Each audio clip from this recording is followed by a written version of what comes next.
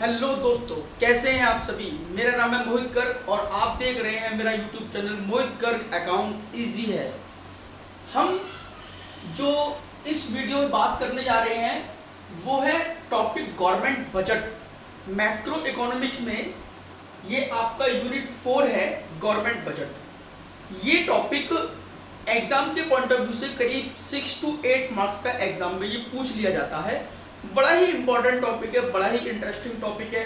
थोड़ा सा बोर करेगा आपको और थोड़ा सा ये आपको मजा भी दिलाएगा। तो इस टॉपिक को मैं आपके साथ डिस्कस करने जा रहा हूँ और ये जो पार्ट है वीडियो का, जो पहली वीडियो है इस चैप्टर की, इसमें हम केवल इंट्रोडक्शन की बात करेंगे, ठीक है ना। तो पहले तो इस चैप्टर में हम क्या क्या कवर करने वाले हैं वो एक बार देख लेते हैं।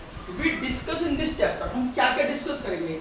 एक तो हम इसका इंट्रोडक्शन डिस्कस करेंगे आपके साथ में, गवर्नमेंट बजट क्या होता है, ठीक। इसके बाद कंपोनेंट क्या है हमारे पास बजट के, टाइप्स ऑफ बजट कितने प्रकार के होते हैं, बजट डेफिसिट क्या होती है और उसके टाइप्स के बारे में डिस्कस करेंगे।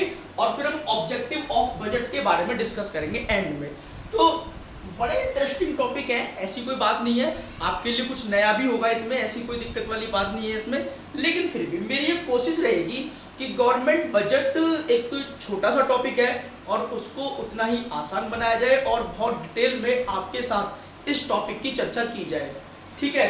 तो मैं आपको बताऊं, गवर्नमेंट बजट समझने से पहले हम इस बजट का मतलब समझते हैं कि बजट ही क्या होता है आखिरकार। देखो बेटा, बजट एक ऐसा वर्ड है जिसके साथ आप सभी बड़े अच्छे तरीके से फैमिलियर है।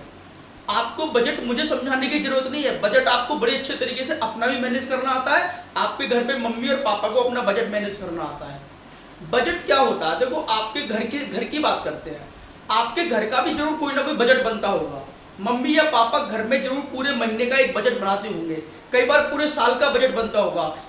बजट किस तरीके से, जैसे कि बहुत सारे डिसीजन आप पहले से ही लेते हो, बहुत सारे डिसीजन की चर्चा करते हो आप कि भाई हम इस बार एक बड़ा टीवी लेंगे, इस बार एक बड़ा फ्रिज लेंगे, या हम ऐसे करेंगे, आज इस बार हम वहाँ घूमने जाएंगे, इस बार हम पढ़ाई में ये करने वाले हैं, या अपने बच्चे का एडमिशन हम वहाँ कराएंगे।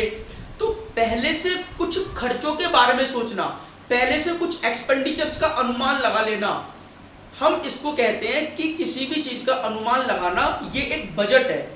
अब खर्चे तो हमने सोच लिए, लेकिन साथ में ये भी तो सोचना पड़ता है कि जितने एक्सपेंडिचर के बारे में आप सोच रहे हो, उन सब एक्सपेंडिचर के लिए इनकम कहाँ से जनरेट होगी, इनकम कहाँ से आएगी। तो उसके बारे में भी तो पापा को हिसाब लगाना पड़ता है ना, कि मेरी सैलरी से इतनी इनकम आ जाती है, या मेरी कहीं मैं कोई साइड बिजनेस करता हूँ वहाँ से इतनी इनकम आ जाती है, या हो सकता है वो बच्चों को कहीं ट्यूशंस पढ़ाते हो या कोई और काम करते हो तो वहाँ से उनको उतनी इनकम आ जाती है, या उन्होंने कहीं किसी कंपनी में कोई इन्वेस्टमेंट कर रखी हो, वहाँ से उनको इंटरेस्ट या डिविडेंड मिल जाता है। तो उनको अपने डिफरेंट सोर्स को देखना पड़ता है कि कहाँ से उनकी इनकम आएगी और कहाँ पर उनको फिर ये पैसा खर्च करना है। मम्मी का भी अपना एक बजट बनता होगा कि पापा से मुझे इस बार 20,000 रुपये महीने के मिलने हैं और इस 20,000 रुपये में मुझे किराने वाले को इतने रुपए देने हैं, दूध वाले को इतने रुपए देने हैं, बच्चों की इतने रुपए की फीस जानी है, इतने रुपए के कपड़े आने हैं, इतने रुपए दवाई का खर्चा होगा, इतने रुपए मेरा और एक्टिविटी का खर्चा होगा, बिजली का बिल का खर्चा, टेलीफोन के बिल का खर्चा।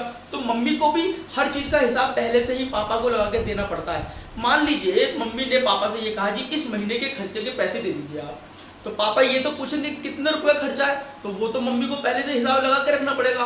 तो मम्मी बताएंगे कि 20,000 रुपये का खर्चा टोटल मेरा ये चीजों में खर्चा होगा, इतने रुपए इस चीज के, इतने रुपए इस चीज के, इतने रुपए इतने इस चीज के।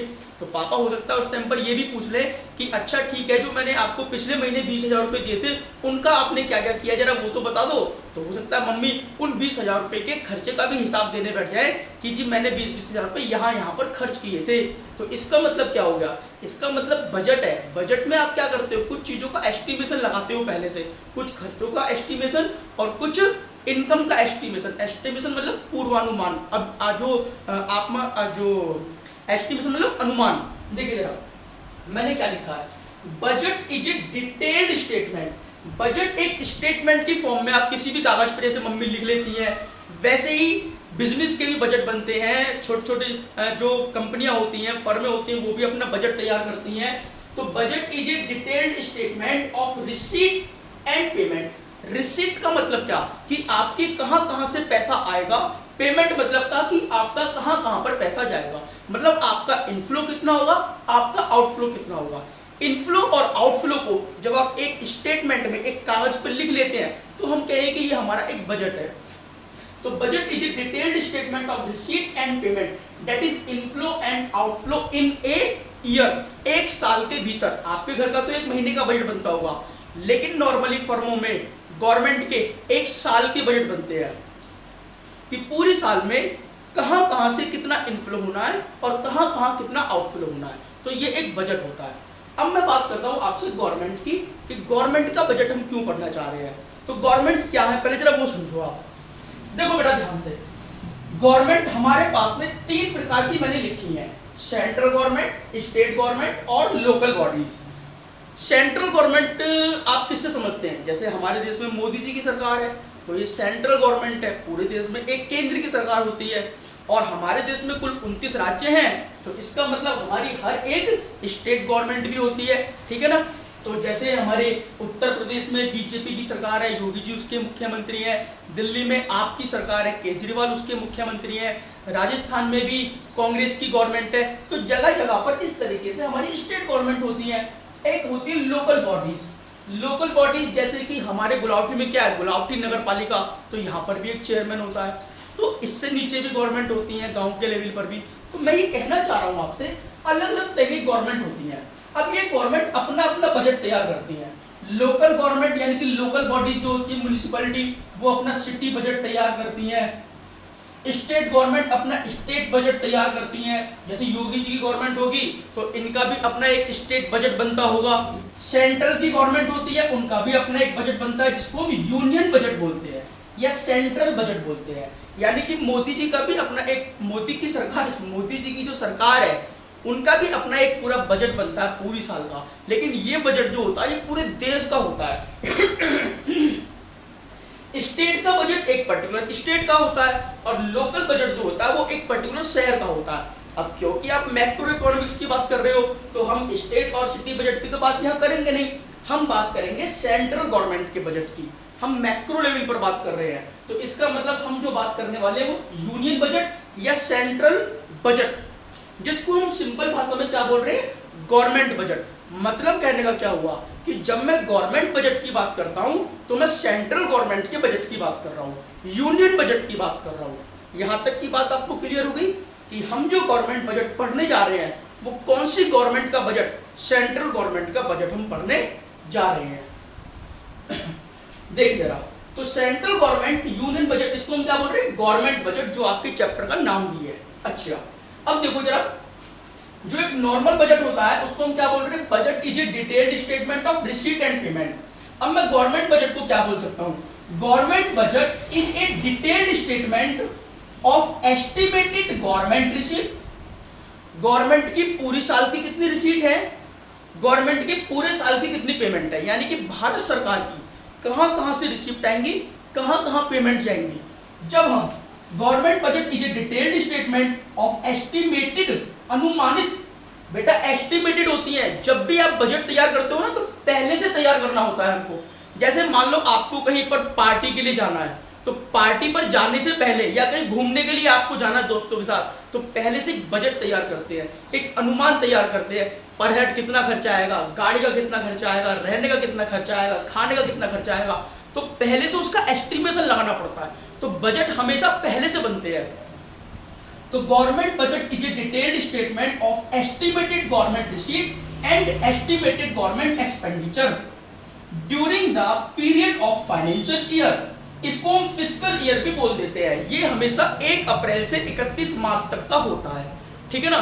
तो एक फिस्कल ईयर में या एक वित्तीय वर्ष में 1 अप्रैल से लेकर 31 मार्च तक भारत सरकार की, गवर्नमेंट की, यानी कि सेंट्रल गवर्नमेंट की क्या क्या रिसीट है और क्या क्या पेमेंट है, हम उसके बारे में बात करने जा रहे हैं। हम उस गवर्नमेंट बजट के बारे में चर्चा करने जा रहे हैं, हम उसके बारे में समझने जा रहे हैं कि गवर्नमेंट की कौन कौन सी रिसीट होती हैं और गवर्नमेंट के कौन कौन से खर्चे होते हैं, हम उसके बारे में समझने जा रहे हैं। बड़ा इंटरेस्टिंग होगा, आपको समझ में आएगा कि अच्छा मोदी जी की सरकार की कहाँ कहाँ से कमाई आती है और मोदी सरकार की कहाँ कहाँ पर खर्चे होते हैं। तो आपको ये बात समझने का मौका मिलेगा। ठीक, चलिए अब मैं आगे चलता हूँ।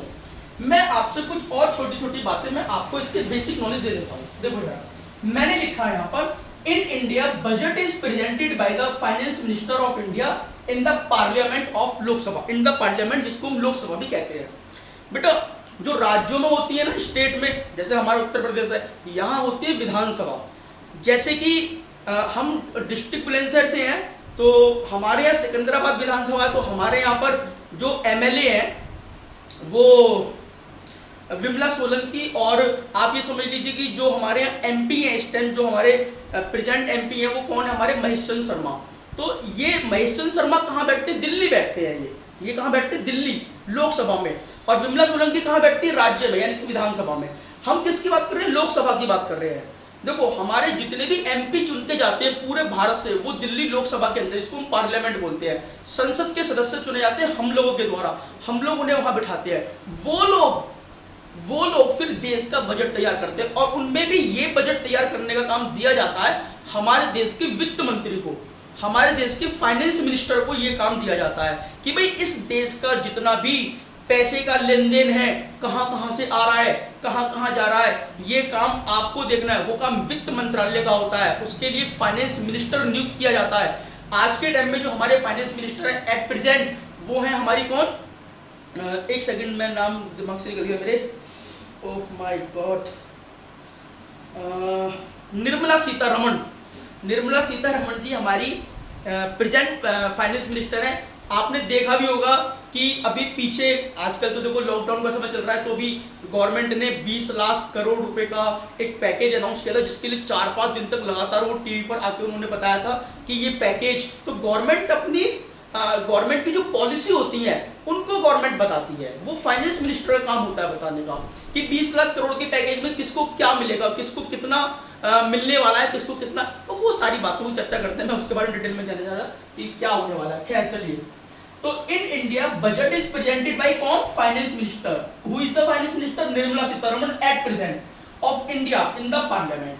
तो जो निर्मला सीतारमण जी है वो हर साल एक बजट देश के सामने पेश करती हैं। देश के सामने पेश करने का मतलब लोकसभा में पेश करती है। सर ये देश के सामने पेश करना होगा, बेटा बात सुनो, लोकसभा में कौन बैठते हैं, जनप्रतिनिधि, जिनको हम चुन के भेजते हैं। जैसे हमने किसको चुन के भेजा यहाँ से, डॉक्टर महेश शर्मा को, तो ये हमारे प्रतिनिधि हैं। इसका मतलब वहां पर बैठ के ये लोग हमारे प्रति जो हमारे हित की बातें होते हैं वो करते हैं। इसका मतलब क्या हो गया कि जब वो उनके सामने बजट प्रेजेंट कर रही है, मतलब वो हमारे सामने बजट प्रेजेंट कर रही है। बात समझ में आई आपको। अब मैं आगे चलता हूं इसमें।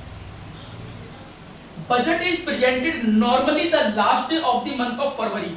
बजट जो गवर्नमेंट प्रेजेंट करती है, बजट जो फाइनेंस मिनिस्टर लेके आते हैं, जो नॉर्मली पहले से प्रथा चली आ रही थी कि ये फरवरी की एंड वाली डेट को, 28 फरवरी या 29 फरवरी जैसे भी होता है, उस डेट को बजट प्रेजेंट किया जाता था। लेकिन बीजेपी की गवर्नमेंट में कोई नया चलन चला और इस बजट को अब 1 फरवरी को लेके आने लगे हैं ये लोग। नॉर्मली एट दी एंड होता है, बट आजकल क्योंकि ये 1 फरवरी को आने लगा है, तो हम कह सकते हैं कि बजट जो प्रेजेंट होता है वो फरवरी के फर्स्ट डे को प्रेजेंट होता है।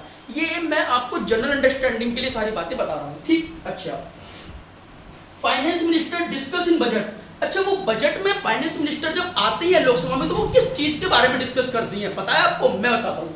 वो डिस्कस करती हैं कि गवर्नमेंट ने पिछले साल कहां कहां से इनकम जनरेट करी, कितनी कितनी इनकम जनरेट करी, किस सोर्स से कितनी इनकम जनरेट करी, कहां कहां कितना खर्चा किया, अपना पिछला ब्यौरा बताना और अगले साल की पॉलिसीज के बारे में बताना लोगों को कि हम यहां से इनकम जनरेट करेंगे और हम अपने रिसोर्स को ऐसे ऐसे एलोकेट करेंगे। रिसोर्स मतलब जो हमारे पास साधन होंगे कमाई के, हम उसमें डिफेंस को इतना देंगे, गरीबों को इतना देंगे, किसानों को इतना देंगे, या फिर हम एजुकेशन पर इतना खर्च करेंगे, या हम स्वास्थ्य पर यानी कि हेल्थ पर इतना खर्च करेंगे। तो उस तरीके की जानकारी हमें फाइनेंस मिनिस्टर बजट में प्रोवाइड करती हैं। हम जो बजट में पढ़ेंगे आने वाले समय में, वो बजटेड एक्सपेंडिचर और बजटेड इनकम के बारे में, बजटेड रिसीट्स के बारे में ही हम बात करेंगे अपनी अगले आने वाली वीडियोस के अंदर, ठीक है। तो फाइनेंस मिनिस्टर क्या डिस्कस करते हैं इसके अंदर, the financial performance of the government over the past year, पिछले साल गवर्नमेंट की क्या परफॉर्मेंस रही, और the financial performance and policy of the government for the next year, और गवर्नमेंट की आने वाले वर्ष में क्या पॉलिसी होंगी, क्या उनकी परफॉर्मेंस होंगी, उसके बारे में वित्त मंत्री बड़े डिटेल में चर्चा करती हैं। वो जो बजट होता है, बजट क्यों, क्योंकि अनुमान ही तो है कि हम इस साल में ये करने वाले हैं, तो उसके बारे में हम सीख रहे हैं कि उस बजट में क्या होता है आखिरकार। आप इसके बारे में डिटेल में चर्चा करेंगे, ठीक है ना। तो देखते रहिए, स्टे ट्यून। तब तक के लिए बेटा बाय बाय।